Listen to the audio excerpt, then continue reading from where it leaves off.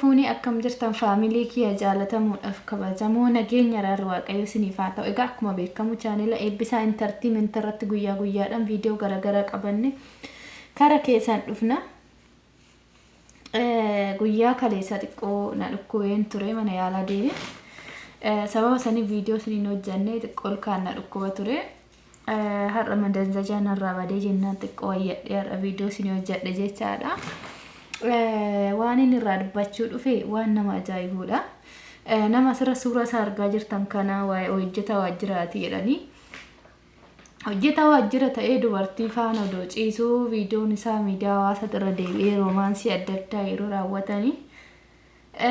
Ani akka nama tokkootitti jechaadha. Namoota suuraa isaatii fi viidiyoo isaa miidiyaa kanarraan deemu tokkoffaa isaanirraa hin dubbadha. Maaliif hundi keenyayyuu cubbamoota. Hundi keenyayyuu dadhaboota. Namni ani qulqulluudha jedhu bichaa naa deemu suura isa hoo jiraatu hin jiru bara.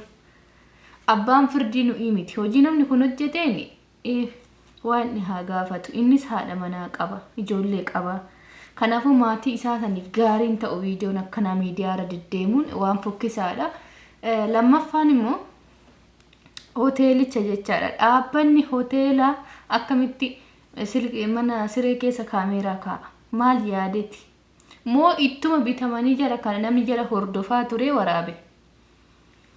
Kun gaafii koodha. Lammaffaa garuu hoteelli tokko yakkamaa ta'uu qabu. Hoteelli tokko bakka itti keessummeessan, bakka itti nyaata dhugii ta'u, bakka kaafee bunni itti dhugu, bakka nyaanni itti nyaatamu kaameeraan jiraachuun rakkoo hin qabu. Hisaaba ofii beekuuf herreega kafaltii osoo hin kafalin namni akka miliineef kaameeraan baay'ee barbaachisaadha. Gin ruumii hirribaa keessatti kutaa ciisichaa keessa bakka rafanitti inde jaarsaaf jaartiin akkasumas biyyoota adda addaa irraa tuurizimiidha. Namni tokko Itoophiyaa keessa yoo dhufe hoteela keessatti kaameeraa galchuun maaliif barbaachise? Halgaa keessatti jechaadha. Viidiyoo kana dura dhiyoo kana biyya Chaayinaa keessatti jaalallee lamaan hoteela keessatti odoo wal quunnamtii saalaa raawwatan viidiyoon isaanii waraabame. Google irratti of argan jedhan. Miidiyaa irratti of arganii micayyoon battalumatti of ajjeeste jedhan. Wanni kiinnooti jedhan kunooti jechuun hin hafu. Garuu wanni isaanirra ga'e keenyarrallee ga'aa jira. Itoophiyaa keessatti garuu jarri hoteelaa kun hoteela abbaa hoteela sanii namichi beekuu waan danda'u hoteelli kun sakatta'amuu qaba. Nageenyuma hawaasa biyyattiitiif amma iddoo biraatti biyya biraatti irraa tuurizimiidhaan hoteela san keessa qubate.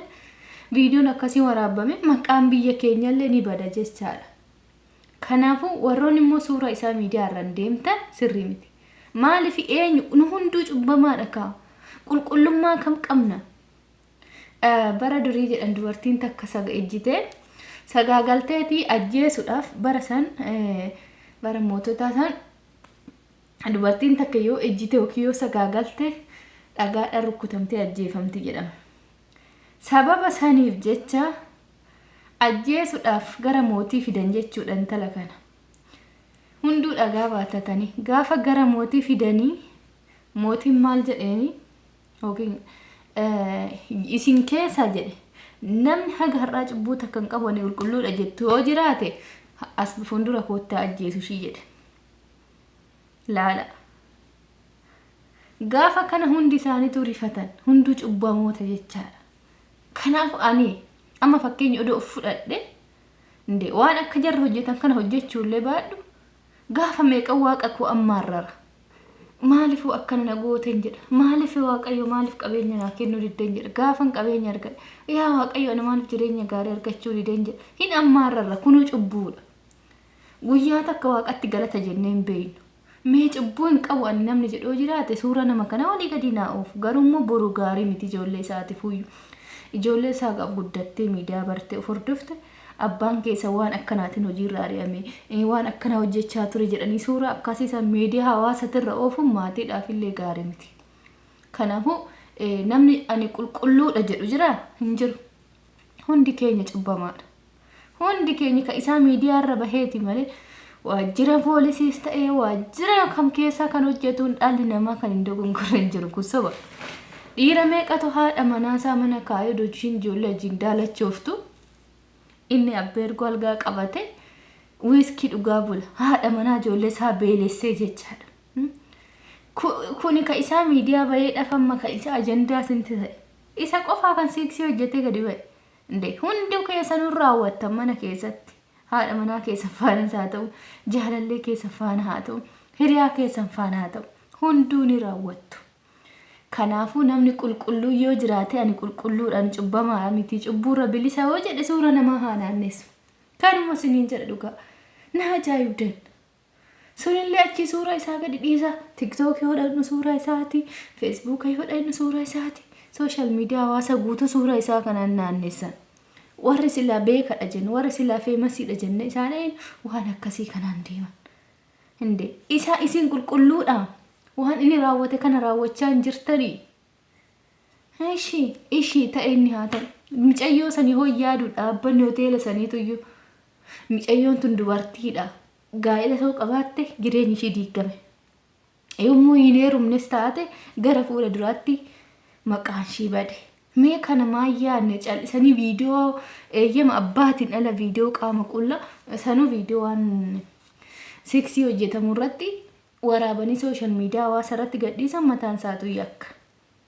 Namtichi hojii irraa ari'amee jedhan haa ari'amu hojii badii isaatiif ari'ame. Gin viidiyoo sun abbaa waraabe namtichi kun itti gaafatamaa hoteela saniin beeka waan ta'eef abbaa hoteela dhaqa saniin beeka waan ta'eef hoteela san irratti kisiin banuu ni danda'a. Kisii akkamitti bana hojjetta fedhii isaatiin ala viidiyoo isaa waraabee qullaa sanuu miidiyaa irra raca'ee jedhe kisii hoteela san irratti banuu danda'a. Maaliif seeraa miti kaa yakka bar inde suuruma nama tokkootu wate ari seera si gaafachiisa bar suuruma nama tokkoo fuutee eeyyama isaatiin ala poostii godhu yakka si gaafachiisuu danda'a.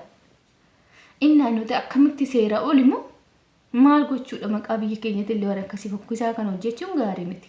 Dhugaa na aarsellee na ajaa'ibellee biyya keenya maqaa fokkisa indee dhugaa nama dabbara namni waan akkasii hojjettan sirrii miti.